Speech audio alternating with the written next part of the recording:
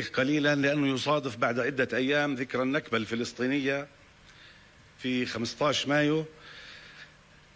أهلا وسهلا بكم على أرض فلسطين وبين أبناء الشعب الفلسطيني. فلسطين المحتلة منذ 75 عاما، 75 عاما من الاقتلاع والتهجير والتنكيل.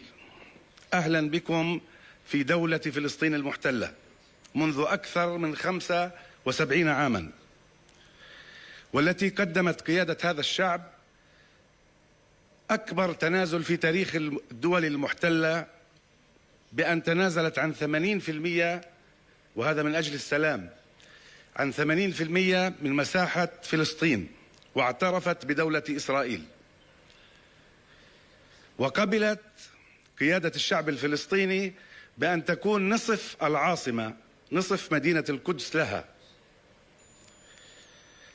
بمعنى القدس الشرقية، وهذا ما تطالب به القيادة الفلسطينية، علما أننا نمتلك مئات وربما آلاف القرارات الدولية أكثر، والتي تعطينا أكثر من هذا، ولكن دون جدوى. الإسرائيليون يريدون 100% من فلسطين، حتى يستكثرون 20% من ما تبقى من فلسطين.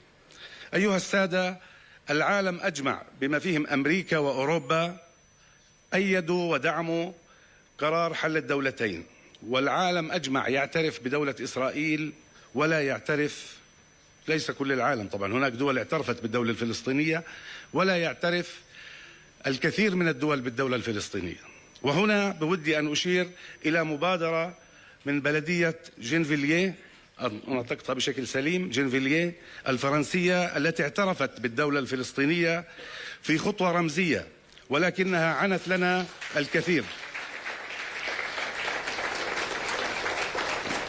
وهنا بودي أن نحيي مرة أخرى باتريس لوكليرك رئيس بلدية جنفيلييه، الذي حاول أو منع من القدوم عبر المطار إلى فلسطين، وحاول عبر الأردن، ولكن تم إعادته عبر الحدود.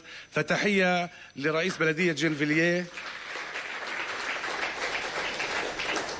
وهنا أطالب كل الأصدقاء الفرنسيين وكل البلديات الفرنسية بأن تكون لديها خطوات مشابهة كدعم سياسي للشعب الفلسطيني، وعلى الأقل أن تكون هناك مقاطعة لبضائع المستوطنات المقامة والتي تنهش بالأرض الفلسطينية في كل يوم.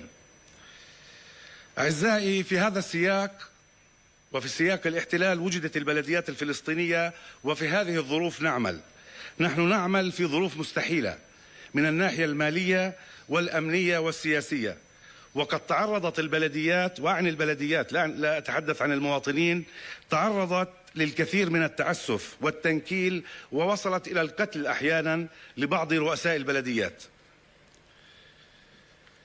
وحتى لا نخرج عن سياق المؤتمر، يعني يسعدني أن أرحب بكم في هذا المؤتمر الخاص للتعاون اللامركزي الفلسطيني الفرنسي، وآمل أن يكون هذا المؤتمر فرصة للتعاون وتبادل الخبرات بين البلديات الفلسطينية والفرنسية. ونحن في اتحاد الهيئات المحلية الفلسطينية نقدر جهودكم وتعاونكم المستمر مع البلديات الفلسطينية، ونتطلع إلى مواصلة هذا العمل المشترك لتحقيق هذه الأهداف وتعزيز العلاقات الثنائية.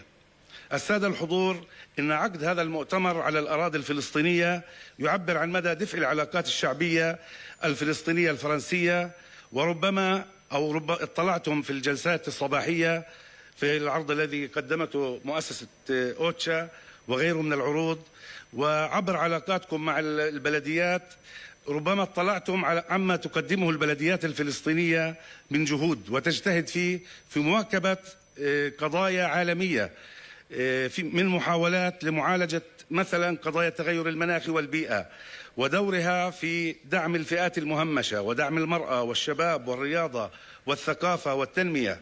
نحن مؤمنون تماما أن تعاون بلدياتنا مع البلديات الفرنسية سيتيح المجال لنا لنقدم ما هو أفضل لجمهورنا.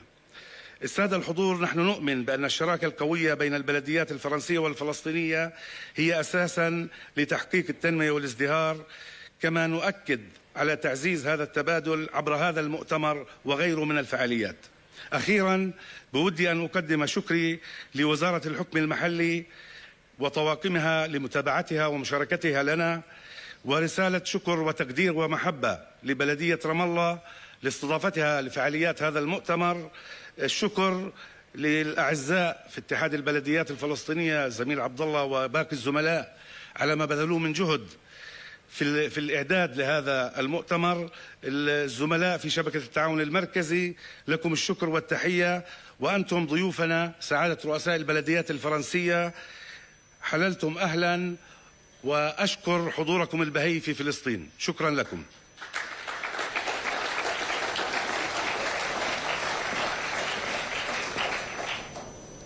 كل الشكر للسيد عبد الكريم زبيدي رئيس الاتحاد